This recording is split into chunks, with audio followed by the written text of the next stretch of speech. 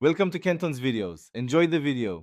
You start with what matters: power, connectivity, and drivers. Plug the pad into power or confirm the battery is above 20% so pairing won't fail. Next, check your PC for the right ports, USB-A, USB-C, or Bluetooth, and make sure you know the OS version. Drivers differ by version. Download the manufacturer driver or app now, because once installed, the device will expose features and pressure levels that generic drivers won't. Make sure the download matches your OS to avoid conflicts. Now connect the pad to the PC using the supplied cable or put the pad into Bluetooth pairing mode. Choose wired for stability, wireless for mobility. Once connected, run the driver installer you downloaded.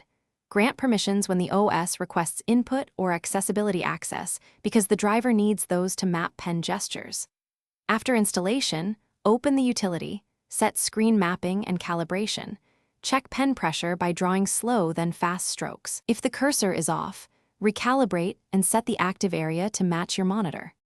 Finish by testing the pad and the software you use, notes, art, or signature apps, and assign shortcut keys and pen buttons to speed workflow.